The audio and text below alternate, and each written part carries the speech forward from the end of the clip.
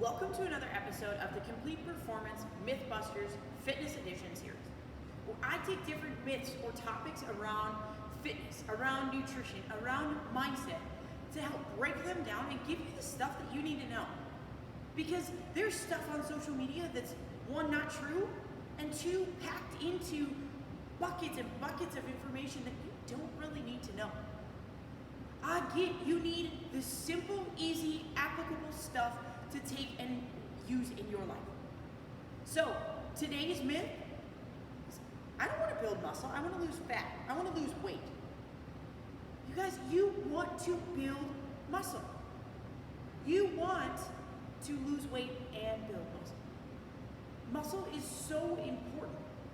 I have never met a single person who wanted to be skinny fat. If you picture and dream up what your ideal self looks like, it's leaner, it's toned, you have curves, you have definition in places like your hips, your legs, your shoulders. Back is a big one for ladies. Core. Nobody wants to be skinny fat. To be at the weight that you envision yourself at, but still having that extra skin and that extra flab around. No, that's not what you want. But beyond not wanting that, physiologically, that's not something you want either. Muscle is so valuable to you. It's so valuable to your body. It can do so much more than fat. Now, it's not to say that fat isn't important. If it wasn't important, our bodies would have adapted and would have gotten rid of it a long time ago. But for looking the way that we want, for reaching that goal of how we view ourselves, that's muscular. And muscle has value. And I've put together a few reasons why muscle is so valuable. The first one I kind of addressed, skinny fat. Well, if you just cardio, extreme deficit in calories, extreme caloric deficit, like 1,200 or less calories a day, and it is different for every person, it's unique to you, that's going to lead to skinny fat. And you know what? Those fat cells are just going to kind of stay there because your body is going to be pulling nutrients from muscle, from important tissues and organs, that the only thing that's going to be left is fat cells. And we don't want that. So that skinny fat concept, you may know that it's something you don't want, but when you're thinking about the process of how to get there, that's where we need to be sure that we don't want that.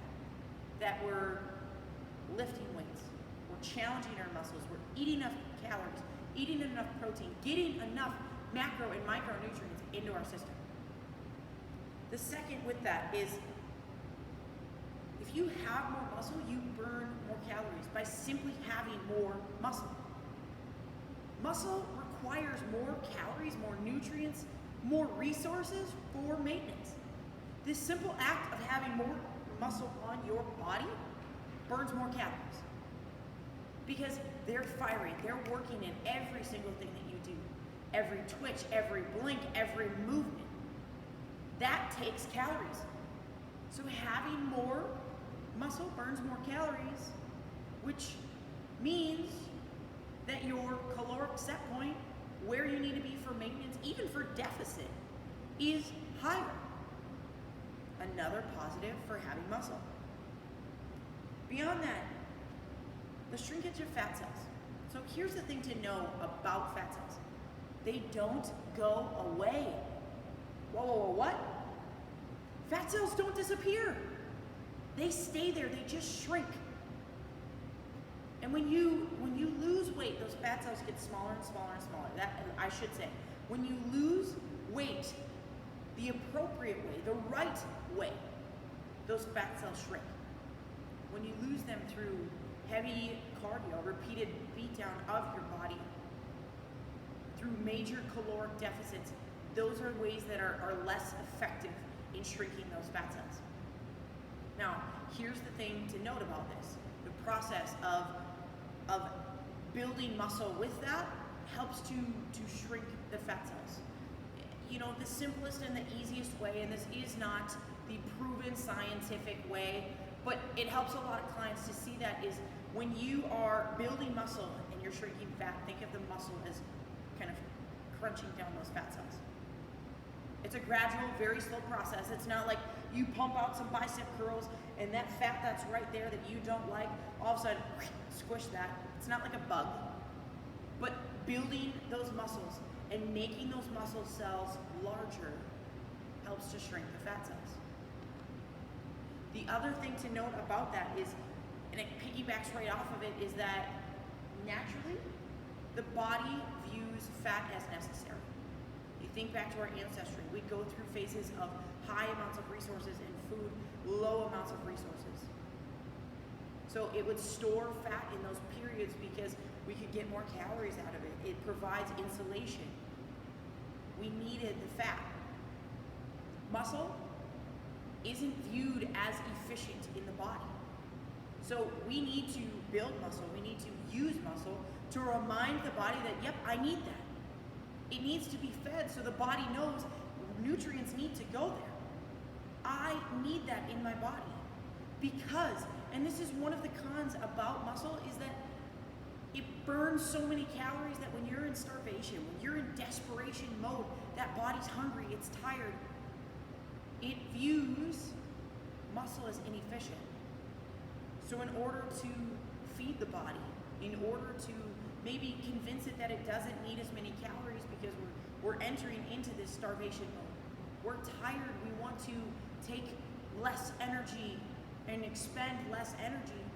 It's gonna take away the nutrients from those muscles and dedicate those towards fat because it views that as necessary.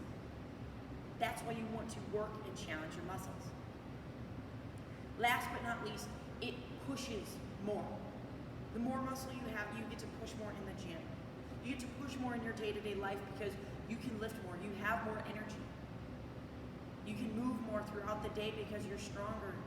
And a muscle that's there wants to be moving and firing, and it will tell you through twitches, through cramps, it's going to tell you, get up and move me, please.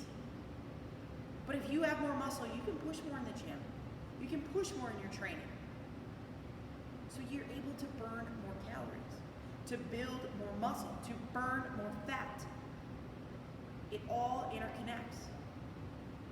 Now, it is important to note that I'm not sitting here and bashing cardio and bashing calorie deficits. Those things are part of the fat loss process. But if you naturally love cardio, do it. If that's what's gonna move your body, then stick to it.